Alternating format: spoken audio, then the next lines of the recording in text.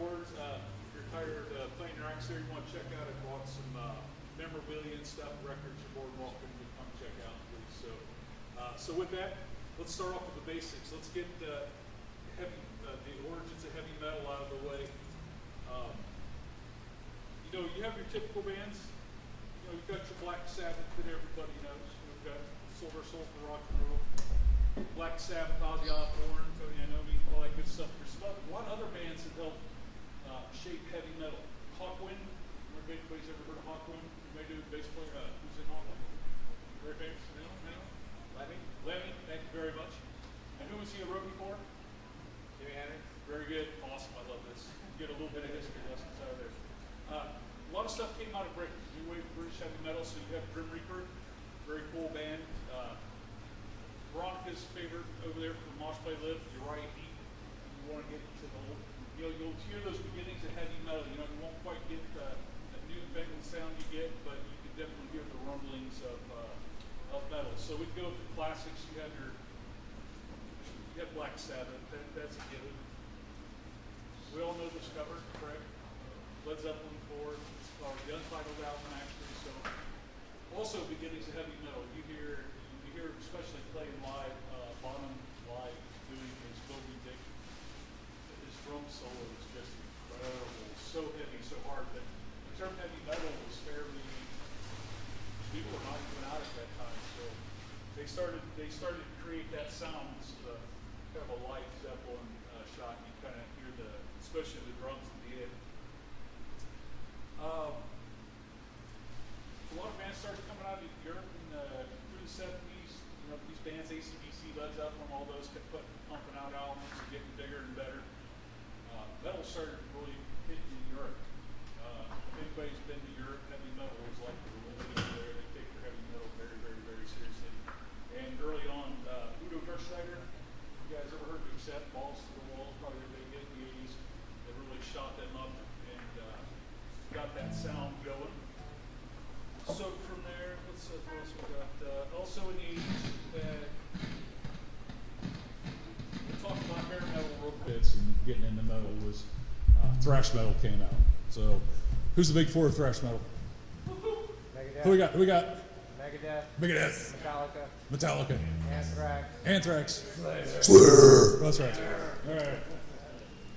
So some examples. We got Metallica's new album. God dang it. What break things.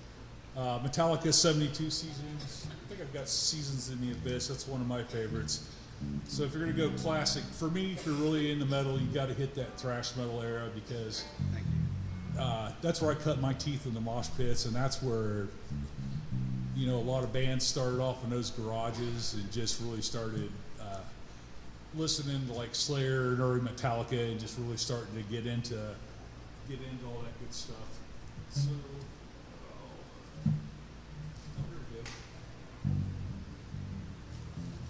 So, for instance, you have Anthrax, Fistful of Metal,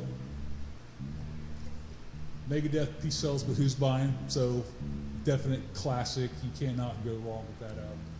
Richard Christie. There you go.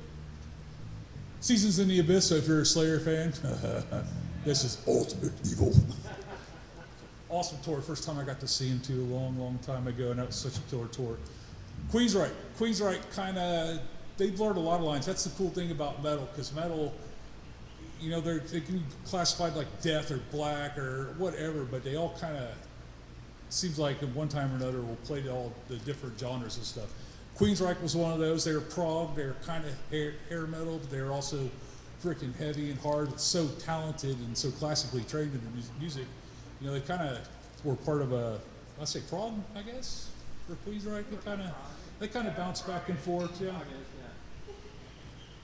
So with the 90s rocking and rolling, we're going to get to a point here. You had all sorts of thrash came out. I mean, you had Danzig from the Misfits and everything. We all know that he had a huge solo career in the 90s, which is a really cool time. One of my personal favorites, Suicidal Tendencies. If you've not checked out Suicidal Tendencies yet, you need to go check out Suicidal Tendencies. Because, my opinion, Red Hot Chili Peppers kind of being underground again. some very, very cool genres came out at that time, though, that stayed completely underground. We'll go with death metal. So bands like Cannibal Corpse. Bad imitation, but I tried to do my best on that. So you had bands like Cannibal Corpse, and a band up until, I mean, it's really cool to see 3 decades later, Death, and how much respect and love they've gotten over the years by a lot of people, including non-metal fans, because Death was really very intricate metal, and you really, back in the days, as they would say, you really had to be into that type of thing to really appreciate and understand bands like Cannibal Corpse and Death, where they cut their teeth in the small clubs and, you know, playing in front of a couple hundred people while grunge reigned supreme. This crap, and all the metalheads were running around still acting like fools and, you know, bouncing around until it all kind of came back. So the other thing that came out of the 90s, and I'll stop the 90s here, was rap and metal. Not my thing, but really, check out Judgment Night, the movie. The soundtrack really is a really cool example of rap and metal together. That and anybody remember Body Count? This one's got Cop Killer on it, so you know they're stirred up a whole lot of controversy once again, all about censorship. Metal, you know, for all its life, has done nothing but fight the man. So, and these are all perfect examples of that stuff. We still good? Oh yeah. I got one more. All right. What is the biggest? What is the biggest for sales? Cassette tapes or the LPs? Or is it based off the band or the demographic? Or What's that again? like I'm an '80s kid. All I have was cassette tapes from gas stations across the Midwest, like Cannibal Corpse and like Ozzy's. How I found those bands, Typo Negative, stuff like that. Yeah. So, like, were they still selling vinyl? I guess at that point, and then when grunge kind of killed the feeling of the heavy scene. Yeah, there was still vinyl available in stores and stuff, because I used to, you know, hit the old, back home they'd have the used record stores and stuff, and they'd have vinyl along with the cassettes and the new things, CDs way back there, and it actually kept on. It never really disappeared. You just kind of had to really love your vinyl and know where to go look, because there was always guys with crates and, you know, rooms full of records. So, you know, if you knew where to look, you can find stuff. So, I missed a few bands in a lot of genres probably. Let me catch up. This next one is, I talked about Europe and their music scene. Myself and Veronica over here, we made a trip over here a couple of years ago to a few metal festivals, and heavy metal here in the States is very cool. It's always been a fun scene, but in Europe, heavy metal is like a religion over there, and they take their stuff seriously. So, if you haven't really touched upon the subgenre of European metal, you're in for a treat.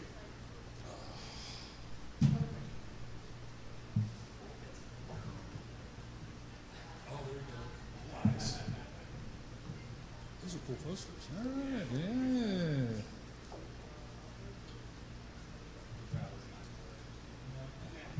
Just duct tape it to his vest. So European metal really covers all aspects, all the subgenres of metal, because they really love their metal over there. So they'll have bands that'll take anything we've done in America. It's quite funny when we were traveling across Europe, meeting metalheads on the subways and the trains and everything, they'd stop and start talking to us. They were always like, "Oh man, I'm so jealous of the tours you guys go over there." And we're like looking at their tours they're getting over there. It's like, man, you guys got the tours over there. So we had this debate about, you know, venues and places and stuff, and it's very cool. So I'll go over some of these. Some of these are personal fan favorites. I like that. You got the three going? Oh, okay. Amon Amarth. If you guys have not checked out Swedish Viking death metal yet, you need to check these guys out. They are hard, brutal, fat chants with like, oh, they're headlining this festival. Freaking awesome. And then they finally did a tour of the United States this past couple years ago, their first tour of the States, and we went and caught it, and it was just well worth checking out, well worth your time. A little different, a little theatrical. I like theatrical rock. That's all. That's another subgenre we can talk about. Scatters. We all know who Rammstein is. Fire, explosions, death, chaos. Excellent. Rammstein is industrial, techno, rave, metal, just awesome. You gotta like be in the mood to sway, groove, dance. You know. and understand German. So if you don't know German, you might want to learn. We're getting there, guys. All right, under satanic and black metal, Poland's Behemoth. Behemoth is cool. Behemoth, the lead singer of Behemoth, you got to respect the guy. You might not have, you don't have to respect his beliefs or anything. He fights the country of Poland on a regular basis and gets arrested for his music, for his lyrics and stuff. They charge him for indecency, you know, against, because it's a very Catholic country. So they, you know, he'll stomp on it and say all sorts of wonderful things and upset him, and they'll arrest him, and he literally has to go to court and fight for his freedom. So, but very powerful music. They can, when I like to get in that mood to want to go out and stomp on people, this is definitely something I turn to 11. All right, I'm almost there for subgenres, I promise you. I'll let you guys go. So last one I'm going to do, because it's one of my favorite bands of all time, we're going to go with shock rock.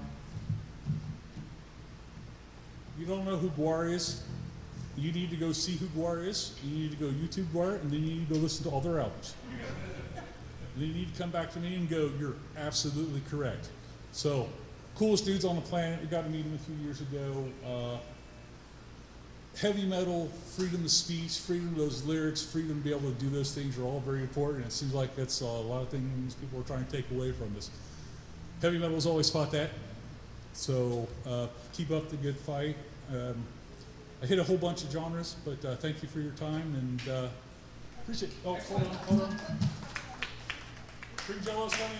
Yeah. Green Jelly coming from Terra. I can't say Green Jello. Yeah, can't say Green Jello. Except it's on this cassette right here, because this is the old band version. Awesome. So there you go. That's going to be an awesome show. I know Mosh Play Live's going to be there. So come play in the pit with me, will you please? Awesome.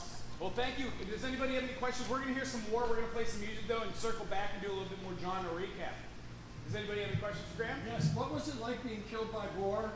It was like the most coolest, baddest thing ever. And I would do it again. Right on. Thank you very much.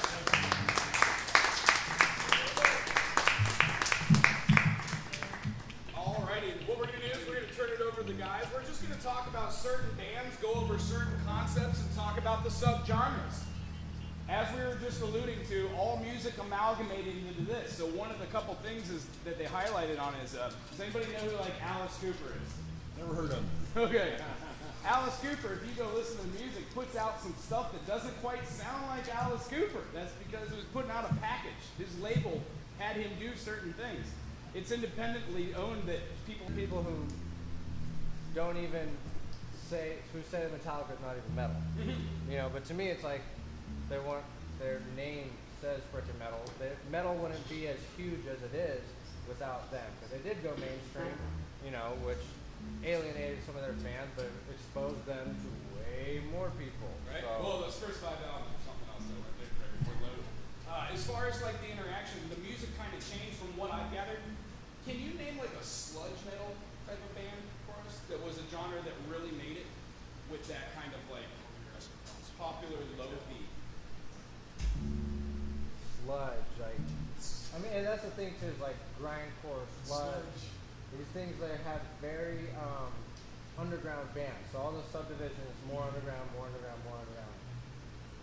But yeah, I mean, someone Google sludge metal and see what the first. Yeah, band the is. Melvins is the first thing that comes up. A subcategory of that is Alice in Chains. Now that super makes sense when you think about what the Melvins did and what Alice in Chains' main draw was. It was like almost like heavy metal acoustic with amazing solos, wonderful 3-part harmonies, and they use a lot of modes and a lot of just standard progressions, like 1-4-5, but they made them sound really cool inside the genre. Can we just get like a slow groove going on? Metal style, somewhat sludgy. Somebody pick a key. E. Everyone loves E. Everyone loves E. So Mason, Metal. E major, Minor. and minor, Yeah. we're playing 5 Never chords. major. Does everybody know what a 5 chord is? Power chord? Yes. Wonderful. Just start off with a little groove. Let's have fun. I'll get out of your hair. Let's go.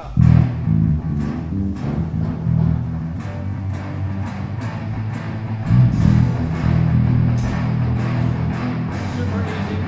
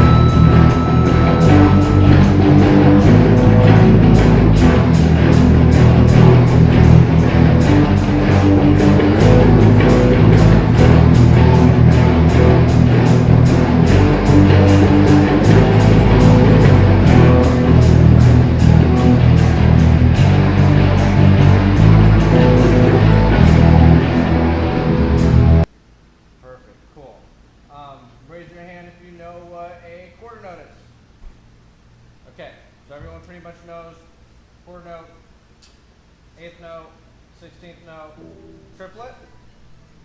Okay, cool. So check this out. What if we added triplet on the G and the A? So if we did.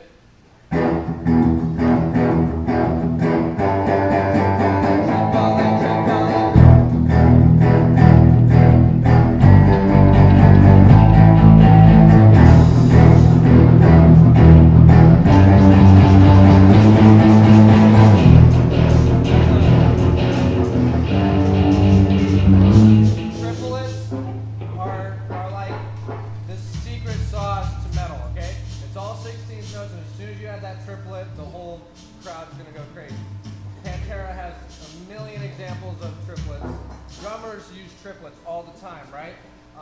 Like John Bonham from Led Zeppelin, triplet, triplet, triplet, triplet. It's all triplets. Ba-da-da, ba-da-da, ba-da-da, ba-da-da, ba-da-da, ba-da-da, ba-da-da. And so the thing is, especially with like when you're just first starting off playing metal, you just want to go for it, right? You're just boom, playing to 110.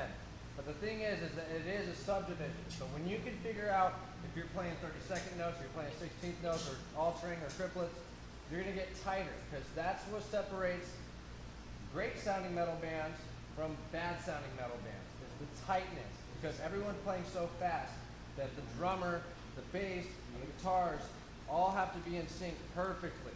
There's no Pro Tools when you're live to get it together, you know?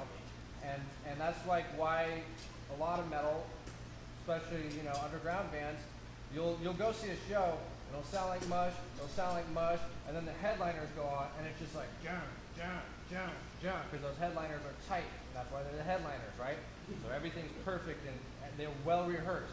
I mean, you want to talk about one of the greatest live metal bands, Pantera. They were known for just being stupid tight, right? And then you can go back and like look at, say, Metallica when they weren't so tight, and you're like, okay, and you compare the two, and there's no wrong and there's no right, but what I'm trying to get out here, back to our subdivision. So let's try this again.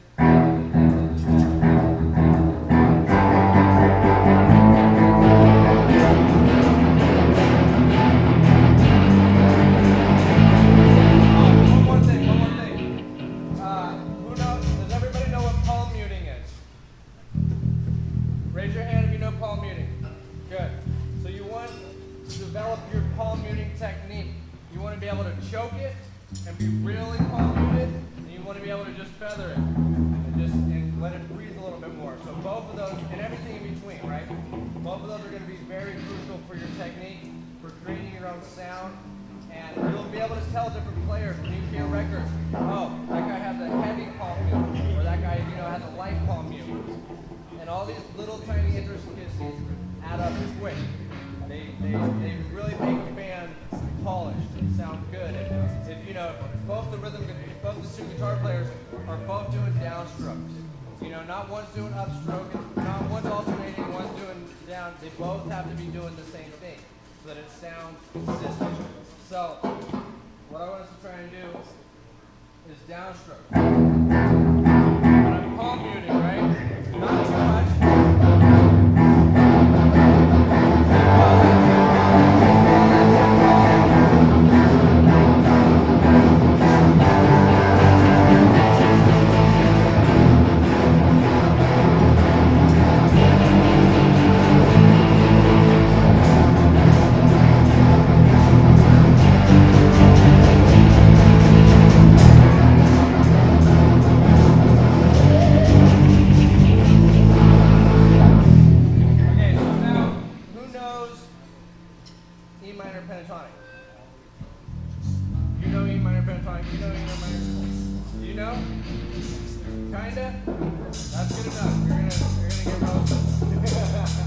Everyone's got to play.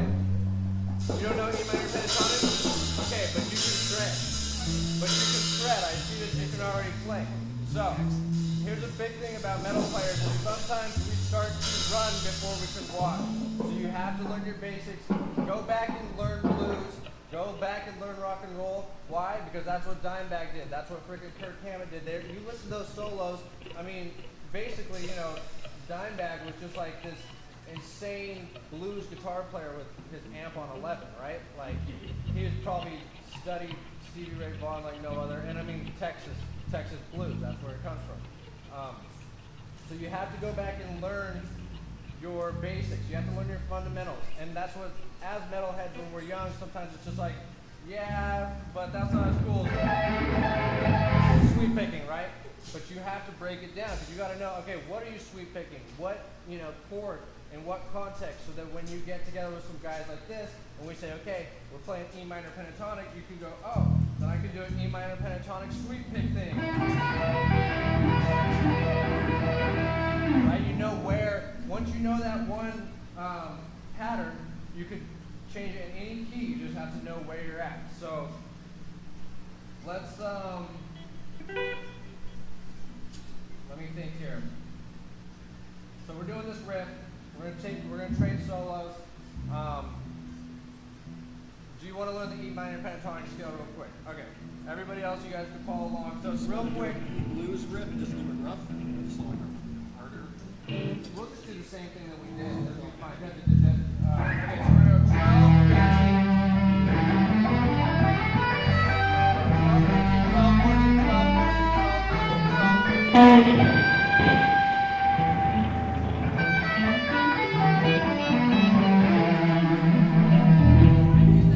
You know how to do it?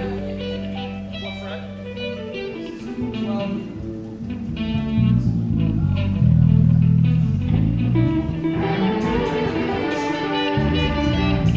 There it is. Yep. And then go ahead and turn up. So I can't.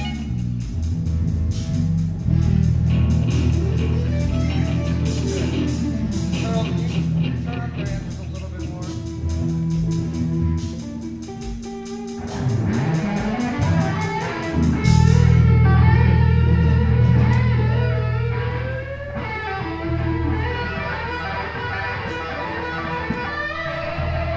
Like that's a riff that I think like Chuck Berry made famous, right? But I think like every metal guitar player played it at least once, just.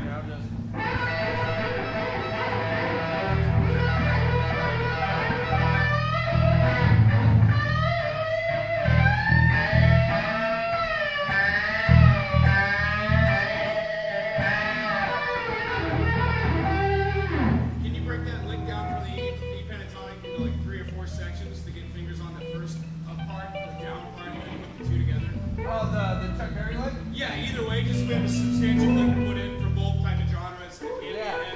That's great. Yeah, definitely. So basically, okay, so say we're in this E minor pentatonic, right? We just got this scale.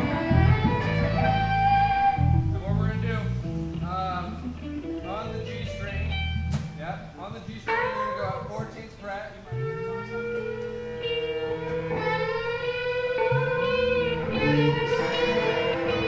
And remember, when we're bending up to a note. So anytime that you wanna, you're not just bending to nowhere.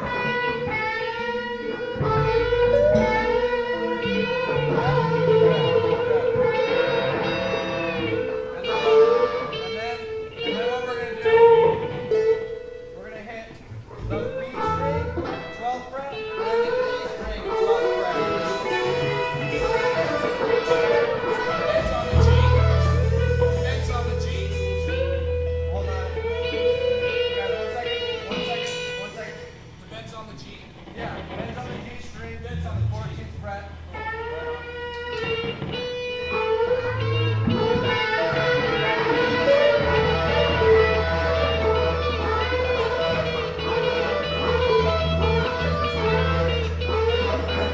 And the great thing about this riff, right? This lick right here, again, you can play it in blues, you can play it in rock, you could kind of get away with it in jazz, you can play it in metal. This one little riff will give you so much miles for your money. So, and you can vary on it. So there's all these different little ways that you can play it. But how we're gonna do it, real simple.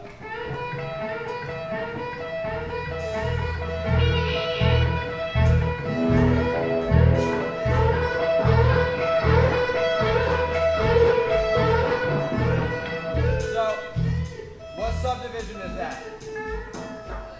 Tuplets. Triplets. Triplets. Triplets, yep. Triplet, triplet, triplet, triplet, triplet. And so we can take this and we can do it on their 16th notes, we can do it triplets, we can do it 8th notes, so we can do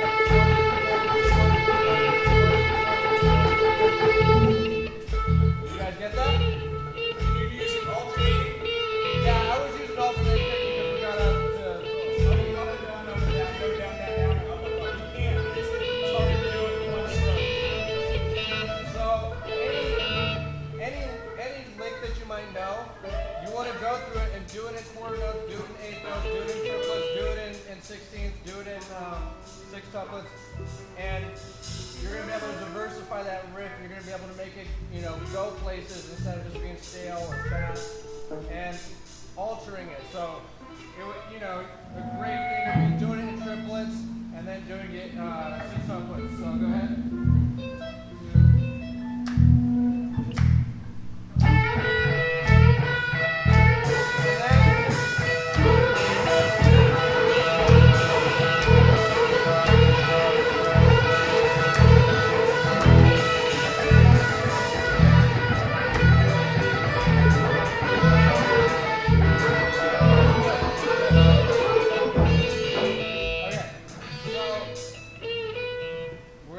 We're gonna do some soloing now, yeah? Yeah, groovy. Okay, so we'll do that same riff that we started off with in the beginning.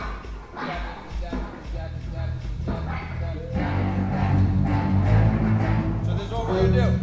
On the fourth time, we're gonna add that triple.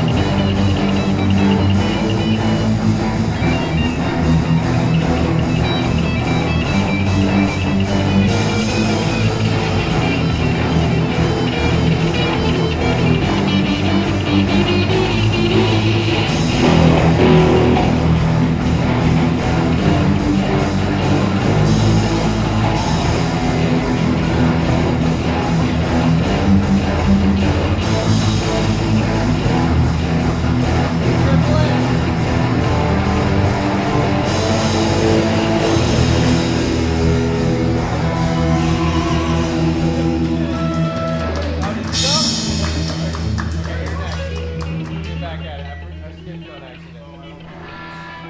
What's that? I don't touch the buttons.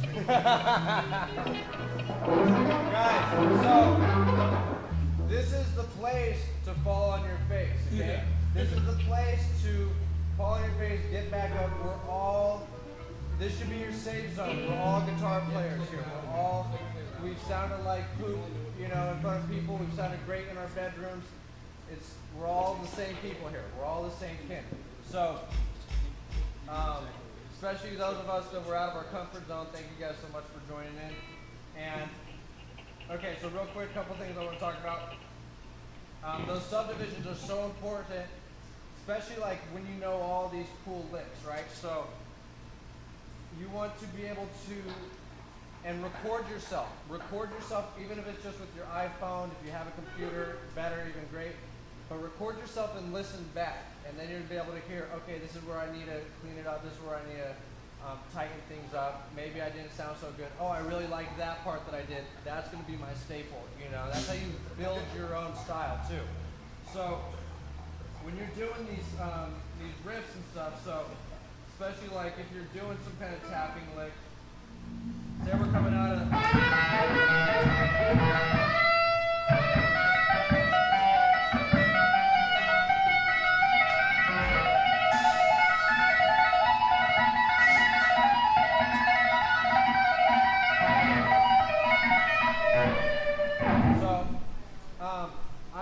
I'm keeping my foot.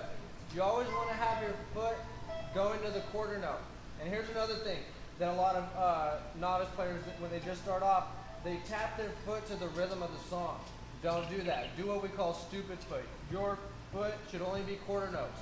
That way your foot knows where 1, 2, 3, 4, and then, internally, you can use your other parts of your body or whatever, and those can be the other subdivisions. So don't, say it's when the lever breaks, boom, boom, cat, boom, boom, cat. You don't want to go duh. You don't want to do that. You want to follow just the quarter note. And that way you can break up the subdivision. So once again, watch how I did this. How I just have this on 1, 2, 3, 4. Start with that simple triplet.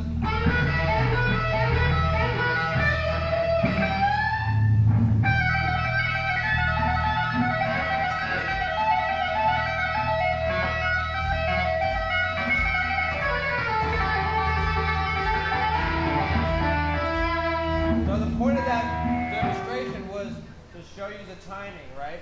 To show you how to get in there and out of there. So when you're using these licks and you're like, okay, I'm going to go into this tapping thing, or I'm going to go into this sweep picking thing, set yourself up for success by keeping that foot on the 1, so that when you come in, boom, you're right on the 1 and you're... Sorry, that was sloppy, but you get the idea. Questions, comments, concerns about that? Is there a term for that? I've always heard it as being the stable note, or the stable tempo. That's probably a better, yeah. I don't know what. I call it stupid foot. Stupid foot? Stupid foot works? Yeah, that might, get in the subconscious. And it works in everything, right? It works in quadruple form, it works in. Yeah, it works in 6/8, yeah, whatever you're playing, any genre. Like, the fundamentals are going to be applicable to all the genres. The fundamentals are going to be applicable to everything that you do. That's why the fundamentals are so important, right? Yeah. Okay. So what I want to do now, I want to learn. Okay, so I want to do one more lick with you guys. I'm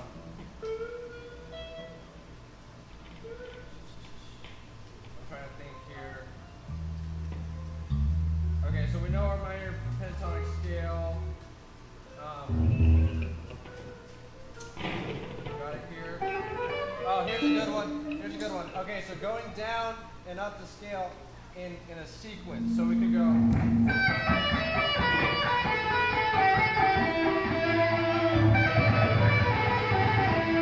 Right? And this is another one of those licks that you can break it into different subdivisions, and it's going to give you different results. So if we're going.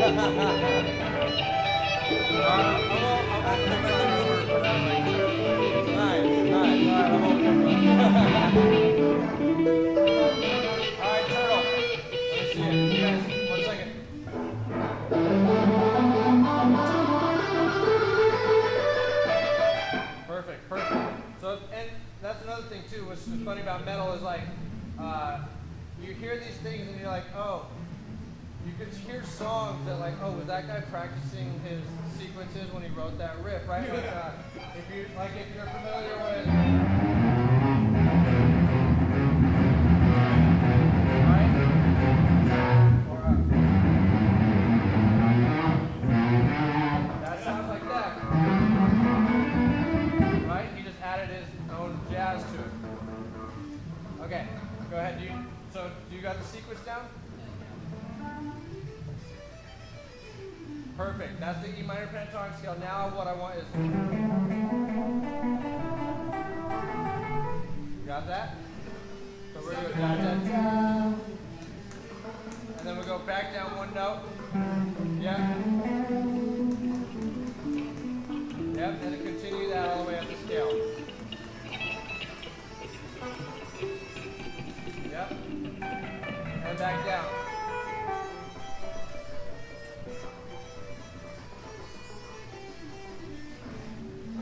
Yep, I'll take it. But you get the idea. It's coming. And all the scales that you know, practice them like this. Practice them with different sequences so you're not just practicing the same old scale over and over again. Find ways to keep it entertaining for your brain, you know? Yeah, please.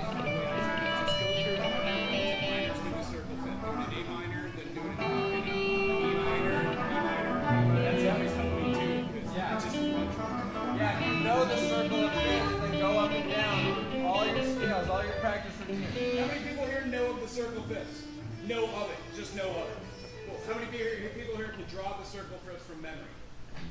Personal challenge, if you draw it once a day for a month, you will have it for the rest of your life. What we're talking about right now is just circle fifth practice. Yep. And if that doesn't make sense, get your parents' permission, Google it, circle fifths, or ask one of us. Yep. Okay, did you get the sequence down? Sorry.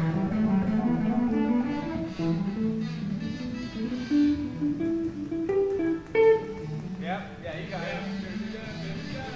You got it?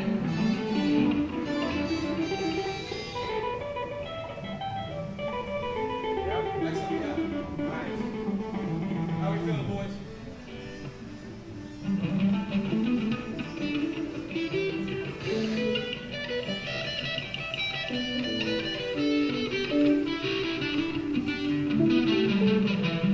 Nice, nice.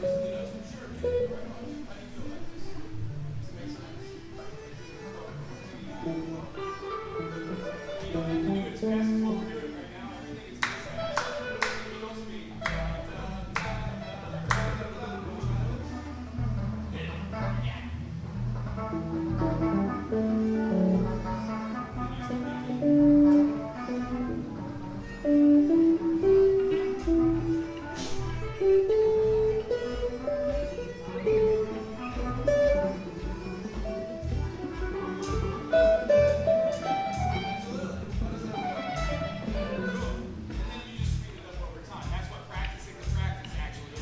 Yeah, and that's, if you can't play something up to speed, then go down to, say it's the 16th notes, go down to 8th notes. Practice it at, you don't have to change the tempo, you can just change the subdivision, right? Because it's all fractions. So yeah, if it is 1, 2, 3, 4, 1 and 2 and 3 and 4 and 3. That's 8 notes, right?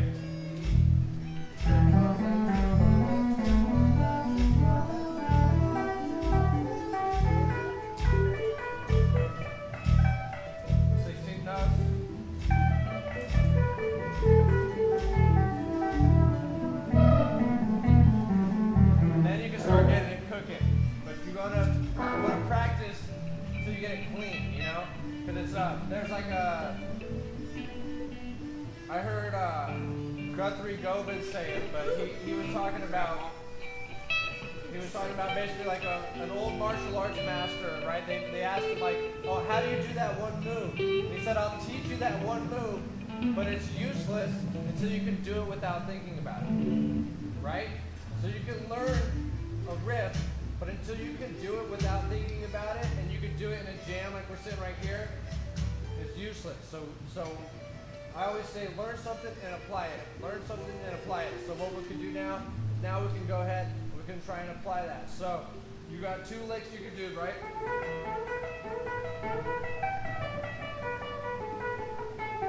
And you make it your own, at your own tempo, at your own subdivision. You guys want to give that a try? Yeah? Okay, so we'll start. Same thing.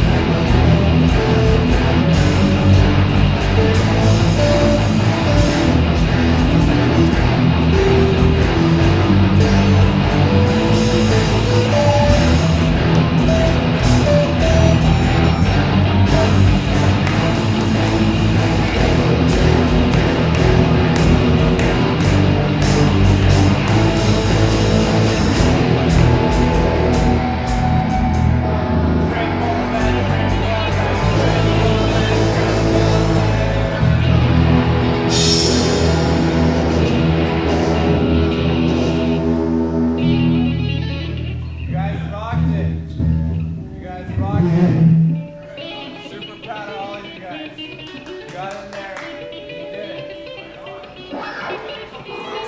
Can we try a half step movement and throw in something like Phrygian or Locrian or a whole tone scale? Oh, for sure. Is that groovy? Yeah, what do you want to do? Oh, I don't know.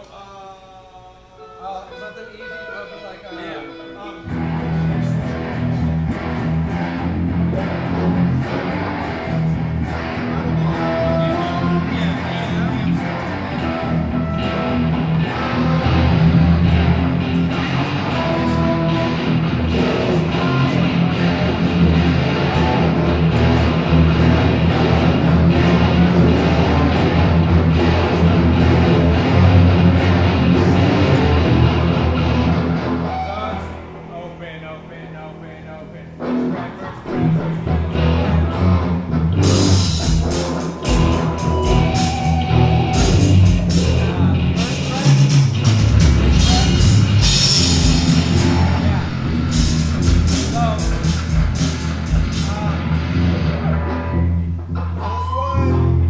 So we did the E minor pentatonic, right? Now, this next scale is going to be a little bit more advanced, but basically, we can play Phrygian. Does anyone know what Phrygian is? Okay, cool. So, Phrygian, we had our minor pentatonic, right?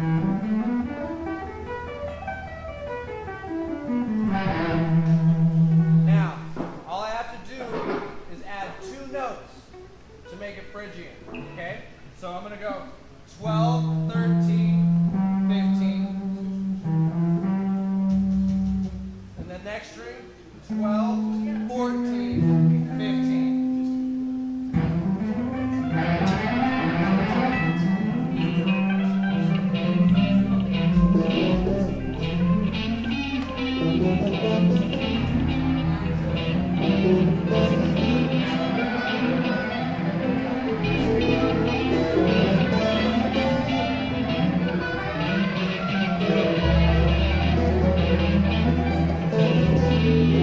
So let's go.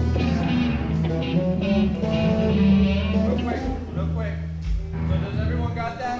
12, 13, 15. 12, 13, 15. Next string, 12, 14, 15. So the guitar is all patterns, right? It's pattern, pattern, pattern. And what you want to do is start to recognize these patterns and see that they repeat and see that they start to interlap with each other. And then that's how you unlock the fretboard. You're like, oh, I already know that pattern, and it's starting to turn into this other pattern, and it just goes on. So I look at this, so we got our first pattern, right? And then we have our second pattern, which is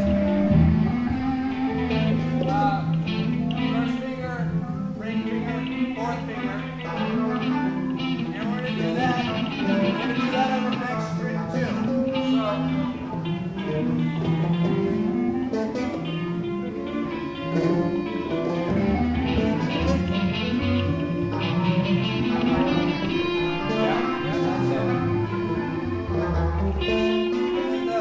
The G string is only going to get 12 and 14. Those are the only notes, 12 and 14.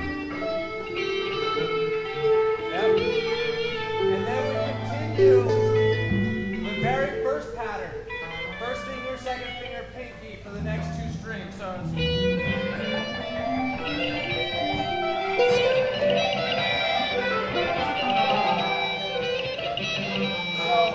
the great thing about patterns like this, super useful in metal, okay? So there's so many things. We could just take the top 2 strings.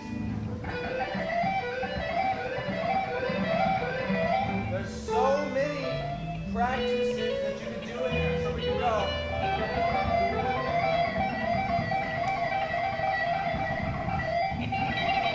So I'm going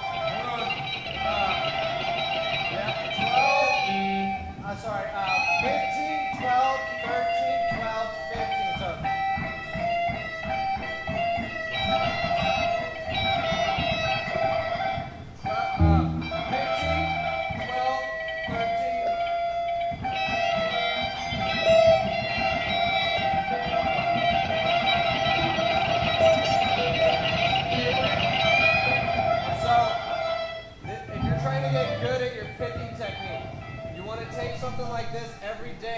put that metronome on, and again we do the subdivisions, eighth notes, triplets, 16th notes, and so forth. So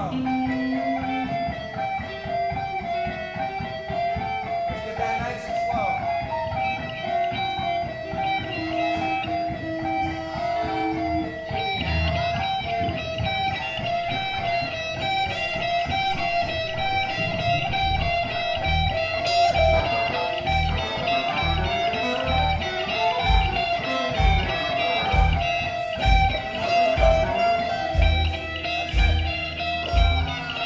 And when you're at home, right, on the 1 and 2 and 1 and 2 and 3 and 4 and triple it, triple it, triple it, triple it, triple it, triple it.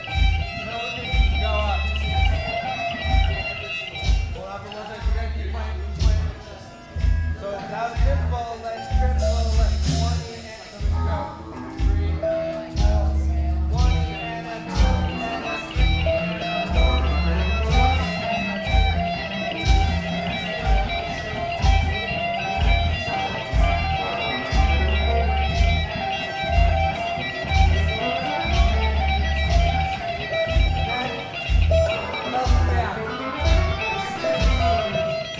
We can do legato, right? Legato. That's just smooth. No picking hand. And you just get that going. And that's a warm up right there. To be able to do that, so when you're on stage, you're like this. What's that?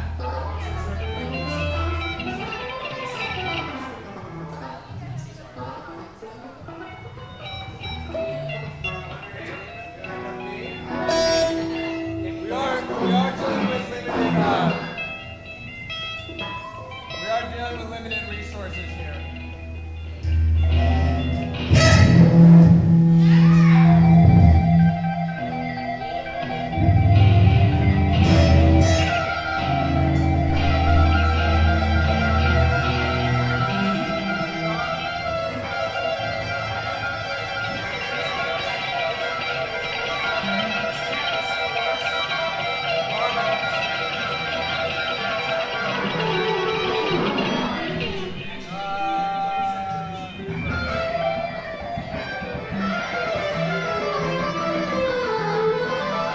Okay, try it again. I got a better harmony.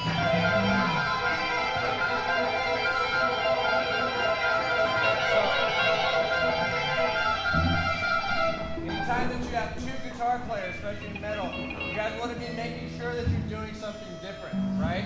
So you're not playing the same thing over and over again. Even if you're doing rhythm, like say we were doing that. Say I'm playing here.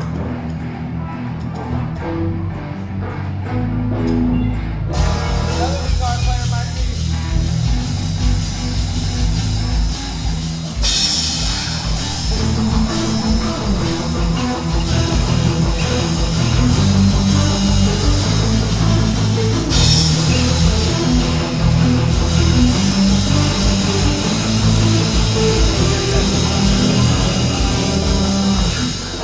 That was just to show you guys examples of guitar players playing two different things. For this next one, we're going to try and apply what we learned with the Phrygian thing, okay?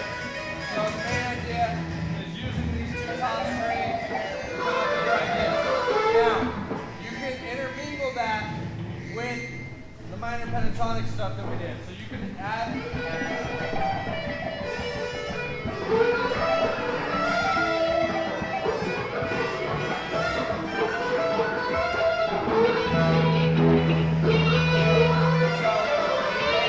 One second, watch how I come out of this.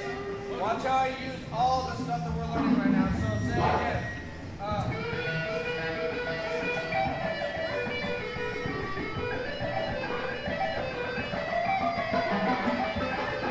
So those were the three different kind of things that we were over. So I want you guys to use that while we go around this round and make it your own. So you don't have to play it exactly like me, but that's the idea. Okay, you got these three little things that you can kind of go back and forth through.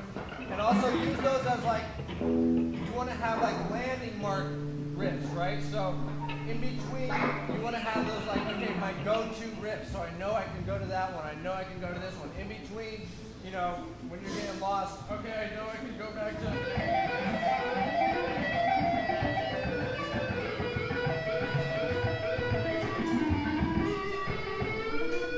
See, then you can. And then, okay, go back home. You use those riffs as anchors to know when I lost. We were going to do something, so we're going to do something really good that exemplifies Richard.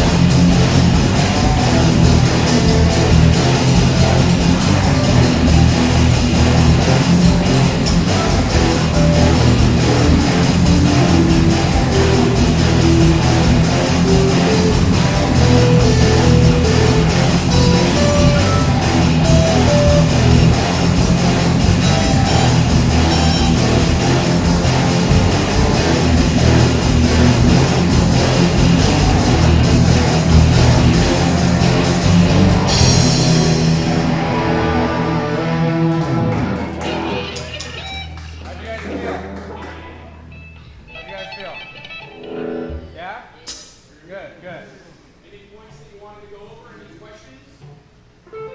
Questions, comments, concerns? Okay, so a couple takeaways. What I really want you guys to take away from this is the importance of being on time, the importance of being tight. Learn those subdivisions. Everything you know, anything you learn, take it through the paces of the subdivision. Put on a metronome, do it in quarter notes, do it in eighth notes, do it in triplets, do it in 16th notes, do it in 16th note triplets, and so forth. And that's going to mend all of your playing so well. Like, especially because you guys are all over different levels, you know, and everybody can learn from that. Now, I want to show you guys one more riff before we leave, before we wrap this up and continue to the next section. So before I'm done with you guys, and this one, I wanted to show you guys because of everything that we kind of went through, and then as we were talking about, like, you know, Dimebag, how he was basically like this metal player on 100, right? And we got 2 MLs here, so you can't not be influenced by Dimebag and play an ML, right? I had an ML when I was your guys' age too. It was all black with a Floyd Rose. And so, okay, so this one, I shouldn't even show you guys because I use it so much that, you know, but steal it from me. I stole it from Dimebag. Dimebag stole it from Stevie Ray Vaughan. Stevie Ray Vaughan stole it from Albert King. Albert King probably stole it from somebody else, right? So it's all like, you got to go back. Okay, who did they listen to? Who were they influenced by? Why were they influenced by that guy? And then you go all the way back to the blues. So every like artist that you love, figure out who were their influences and why were they, you know, and then, oh, that's why such and such plays like that, because their influences were these guys. And you keep going backwards, and that's how you discover more art and music, and you discover yourself, ultimately. So, this one is really cool. What we're going to do is bend 2 notes at the same time. So, let me show you.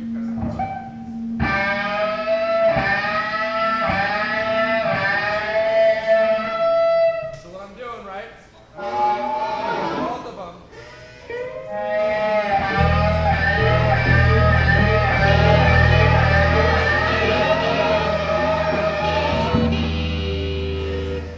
The beautiful thing about that, if we can do something like so I went up 1, down the other. Yeah, up 1, down.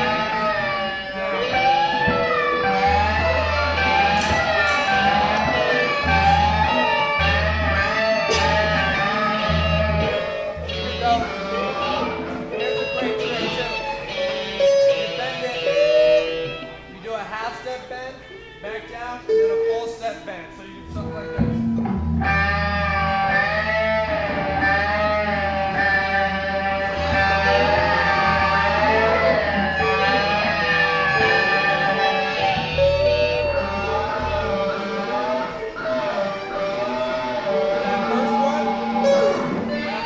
That first one is a finesse. It's a small bend. It's just a half step bend. So you go, so watch. I'm going to play first notes.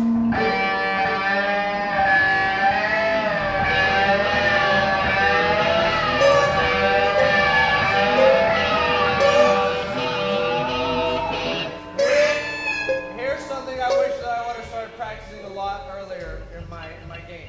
Half step bend. Okay, so I think a lot of times we're so ready to go for the whole step bends and even minor third bends, right? But half step bends will teach you how to stop. Okay, there you got to hear all the different notes. So say we're going full note.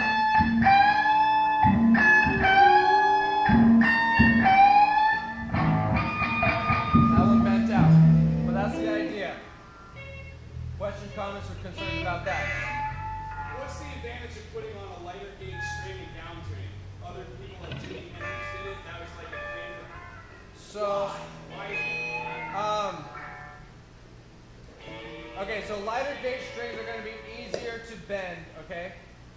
Way easier to bend. Experiment yourself which strings you like the best. Try light gauge, try heavy gauge. Heavier gauge strings, you're going to have more sustain, more tone. It's going to be harder to bend, right? So, I forget who it was, but I think, Billy Gibbons from ZZ Top. they asked him, why do you play such light strings? And he said, because when he met B.B. King said, why are you struggling so hard on the guitar? You need to put on lighter strings. So he's like, all right, if B.B. King told me to put on lighter strings, I'm going to put on lighter strings. So that's why Billy Gibbons plays, I think it's like 8.5, so you can really bend it super easy. Now, on the other side of that is Stevie Ray Vaughan, who was known to play up to 13s on his high E string. So what he's doing there is he's getting, so when he does, those bends, he really has to work hard, and you can hear the extra tension in there. And so there's no wrong or right. It's all about you trying out different things, figuring out what sounds good for you, figuring out what feels good under your fingers. Oh, and metal, if we're going to down tune, right, because so many metal songs down tune, you want to go for higher gauge, because the less tension from the tuning, you're going to want more tension from your wound strings. So if you're going down, smart move, go up in gauge. If you're down tuning lower, go higher than gauge. So like if metal guys that go down to C, drop C and stuff like that, they're playing really heavy gauge strings. So that's a little bit about different string gauges, but there's no wrong or right answer. Try it out yourself. Want to take a quick 5-minute break and reconvene and do one more concept? Yeah, sometimes get refiled. That's true. That's true. What was that, Mr.? Oh, he was just saying that if you go up in gauges, like when you're really up there, getting past the 60s, you might have to have Spencer go in there and drill that out a little bit. Yeah, follow it out. That makes sense. So, yeah, good point. Any more questions, or can we take like a 5-10 minute break, use the bathroom, get a little water, and reconvene for like a good 2 jams? We'll just go out a jam session, have everybody go around and solo. Does that sound good? Sounds good to me. Any more dying questions? Right on, quick break. We'll reconvene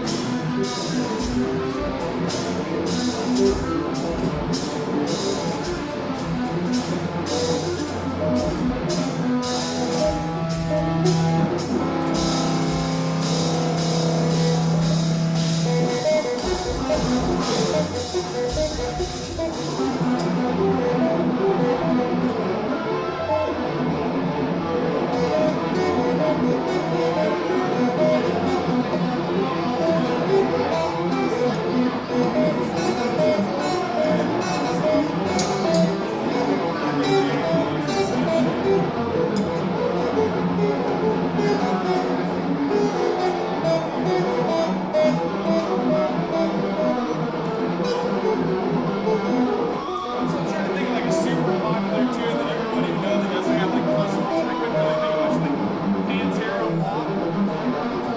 Red Lake is cool, good one. How about like I would say. Cowboys from Hell? Is that a little too complicated? I would say. Black Sabbath. Last year I did, we did Vortex. The whole thing. Everybody just sat there like an hour's worth of music every day.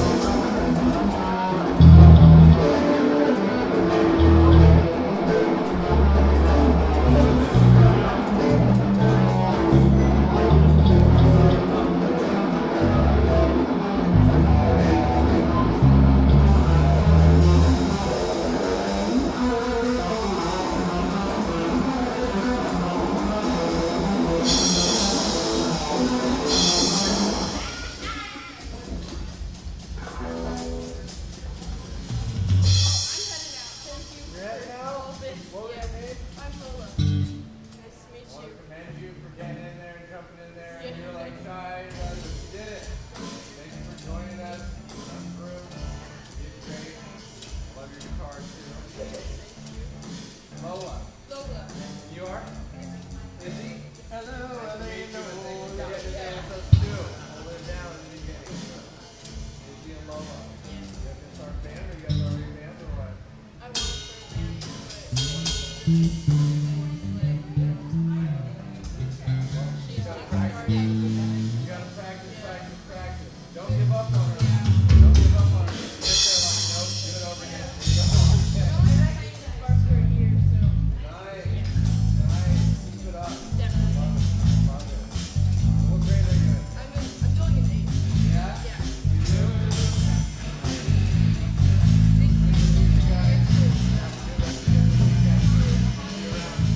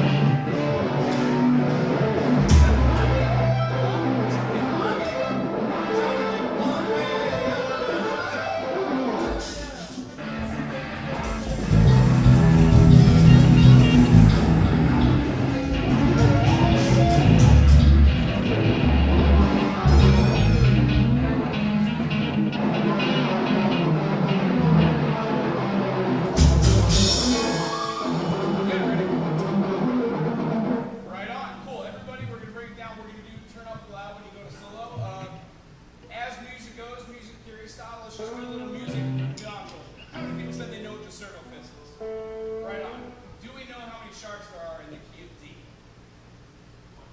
There are 2. Watch this. There are none in the key of C major. C, D, E, F, G. G has 1 sharp. That first sharp is F sharp. So it's F sharp diminished. When we say G, A, B, C, D, D has 2 sharps. We can use that same mechanism to keep going, but the idea is you have to add the sharp you did. Or else when you get to B and it says F, that doesn't work because you need F sharp after B. Does that make sense? So right now, just the only other thing I want to point out so it's in your brain is music theory. The relative minor is always the 6th of a major chord. So in the key of D, it's what? D, E, F sharp, G, A, right on. And before mentioned, we were talking about what an E minor pentatonic is. It's very, very useful to know what those 5 notes are. Can anybody tell me what those 5 notes are in a B minor pentatonic?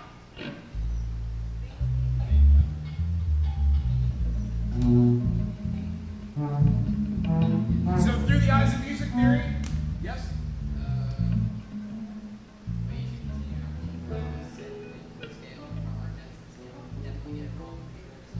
It's okay to be wrong. We can work from this. Like in music theory, we always go from the major. Every time you relate anything to anything else, you think about the major. How many sharps are there in the key of G? 1. So we put it. How many sharps are there in the key of D? 2. F sharp stays, and then we add the other sharp, which is C sharp. When we go 5 notes from D, because that was our key, 1, 2, 3, 4, 5, we get to A. A has 3 sharps. The note right before it, G sharp. The next note, A, B, C, D, E. E has 4 sharps. We add D. And then the last one is B. B has 5 sharps. So when we make any major a minor, we flatten what 3 scale degrees? The 3rd, the 6th, and the 7th. So when we rewrite this, our B minor has now the same key signature as D major does. Does that make sense? Right on. So the way that we see pentatonic in a minor, we get rid of the 2nd, we play the 1, we play the flat 3, the 4, the 5, we get rid of the 6, and we play the flat 7. Those are the chords we're looking at.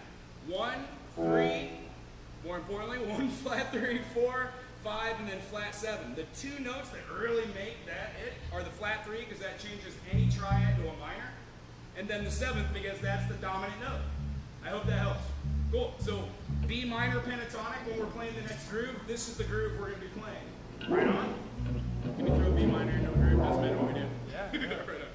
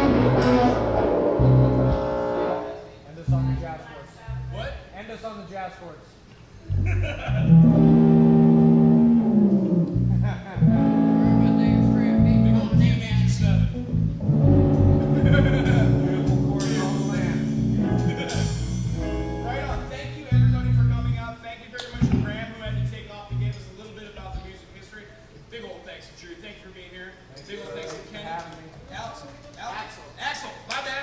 How am I going to forget that? Axel.